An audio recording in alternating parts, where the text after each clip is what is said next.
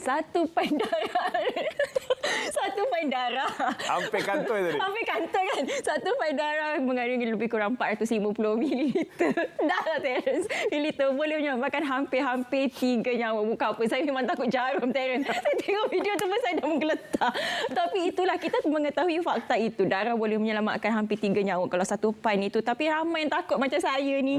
Belum lagi ditambah dengan auta. Cerita-cerita kabar angin yang tak betul. Kata boleh gemuk pula lepas demam darah. Jadi kita nak lakukan pencerahan hari ini. Kita bawa ke studio Dr. Nur Shirin binti Azzaluddin, pakar perubatan transfusi Pusat Darah Negara. Assalamualaikum Doktor. Warahmatullahi wabarakatuh. Doktor, bab auta tu kita tinggalkan dulu.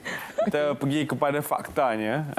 Kalau menderma darah itu, apa yang berlaku dalam fisiologi kita? Kita hanya menderma 1 daripada 6 pint darah. Jadi apa yang berlaku? Actually kalau kita menderma darah, pendermaan darah sendiri kita akan ambilkan kita take periksa dulu sebab ada berkelayakan ke tidaklah sebenarnya. So kita ada saringan kesihatan, lepas tu kena isi borang dululah sebelum pemeriksaan tu. Dan kita tengok adakah layak atau tidak untuk menderma darah, dan kita ambil 1 pint je satu orang. So kalau ikut berat badan. Kalau berat dia lebih daripada 50, kita akan ambil dalam keadaan dia punya tekanan darah semua normal, kita akan ambil 450 ml. Kalau mungkin yang saiz kecil lagi, kita ambil 350 ml. Tak banyak sangat pun. Dia memang tak banyak. Dia takut jarum lain ceritanya tu. Baik Doktor, bila kita bercakap mengenai bekalan darah sekarang di Malaysia ni, bagaimana situasinya? Okey, secara umumnya di Pusat Darah Negara kita punya taraf bekalan darah adalah mencukupi. Tapi dia tengoklah kalau peningkatan penggunaan terus meningkat dan orang ramai tak tampil, untuk masyarakat tak tampil untuk menderma darah, dia boleh menjejaskan kita punya stok juga. So stok darah A, O dan B agak kurang di Pusat Darah Negara lah. So dengan peningkatan kes-kes transplant pada bulan ni, lepas tu dan kurangnya penderma darah yang datang tampil. So stok darah O memang agak membimbangkan lah sebab agak rendah.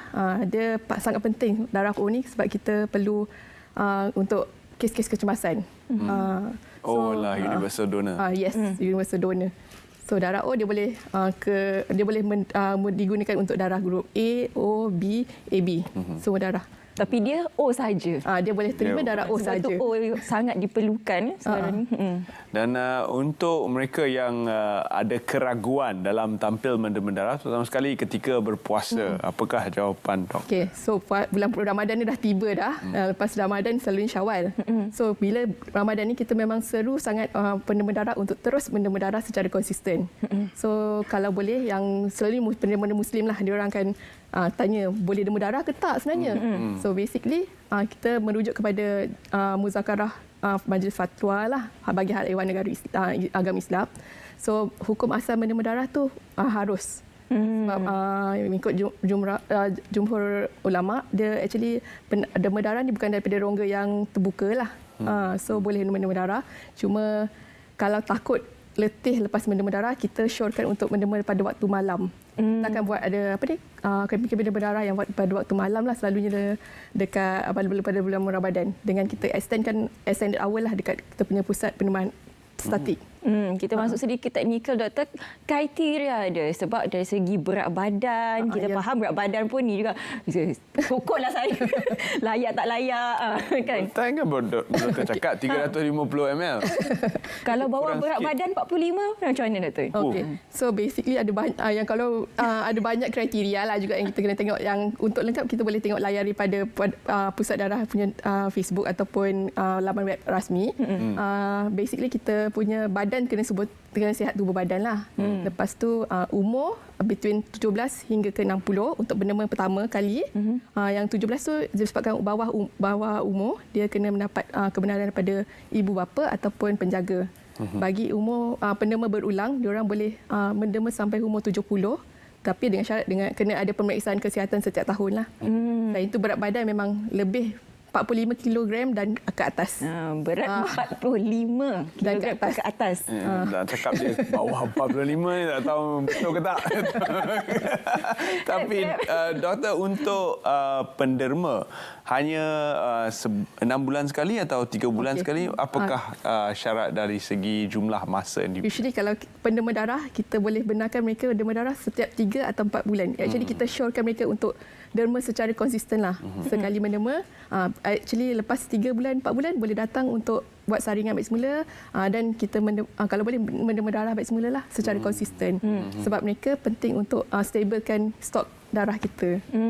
Bagi mereka yang mungkin kali pertama ingin menderma darah, apa di antara persiapan yang perlu dilakukan? Terence pelik Okay, basically kita boleh bahagikan semasa, sebelum, semasa dan selepas menderma darah lah.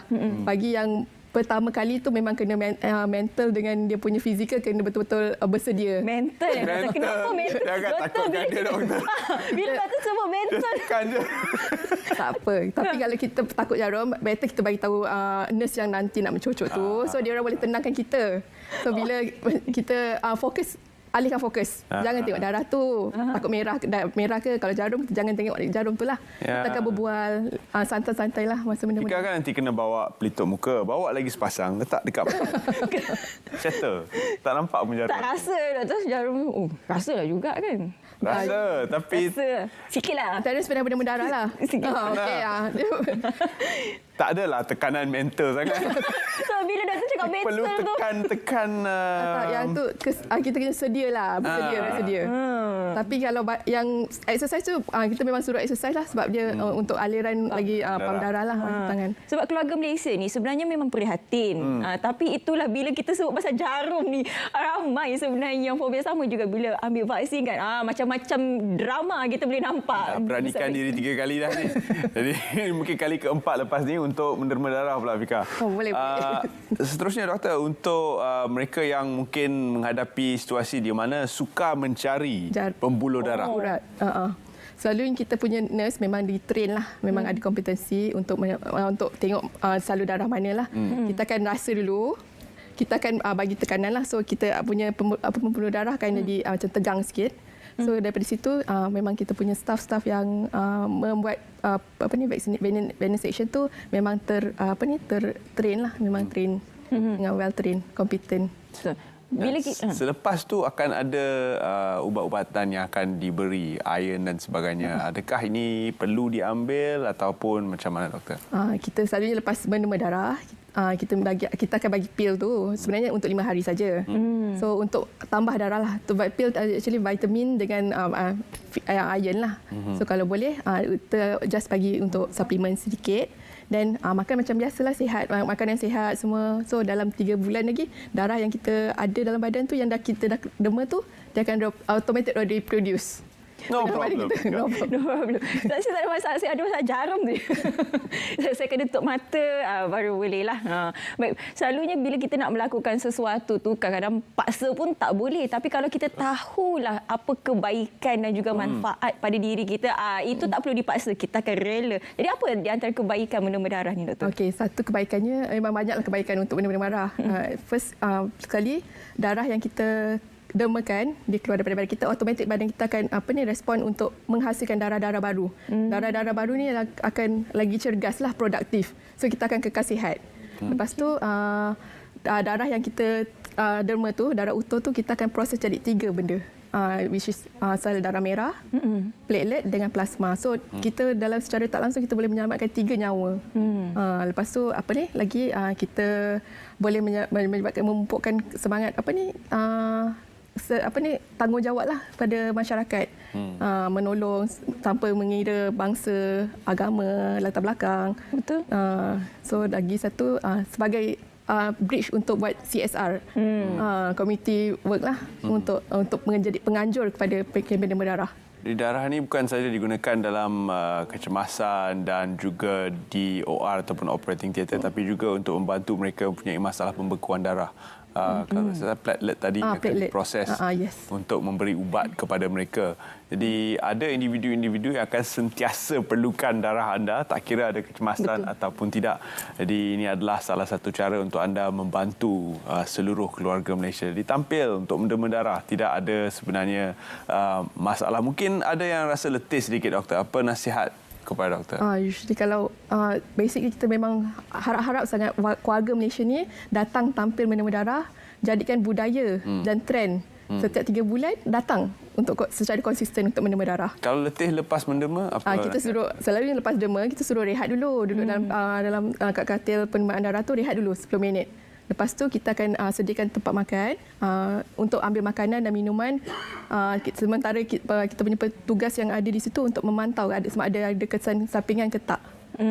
So kita betul-betul pastikan memang okey, baru kita benarkan untuk itulah. Lepas tu seharian minum air banyak-banyak sikit untuk gantikan semula apa yang kita dermakan darah tu dah. Sebelum terima kasih doktor, betulkan dulu auta tadi tu. Betul tak betul naik berat badan kalau derma darah? Ramai yang tanya. Actually lepas derma darah, actually badan kita lagi sihat. And then yang kita bagi suplemen tu just 5 hari, dia tak akan meningkatkan selera makan pun. Then lagi tu actually pendermaan darah dia boleh membakar kalori sehingga 650 kalori. Patut kurus ni. Okey. Itu pencerahan daripada Dr. Nur Shirin binti Azaluddin, pakar perubatan transfusi Pusat Darah Negara. Okeylah, saya jumpa nanti doktor lah. Nanti boleh datanglah derma darah. boleh. Nak makan kalori apa lagi? Ini bukan. Kalau tak menderma boleh apa ni, kita ajak orang untuk menderma. Okey. Promosi ataupun kita anjuran. Betul tu. Terima kasih sekali lagi Dr. Kadu Studio bersama dengan kita berkongsi mengenai Ramadan dan derma darah. Kita nak berehat seketika. Jangan ke mana, selepas ini kita akan bawakan tetamu istimewa. Dibawakan khas daripada Antartika. Baru sampai.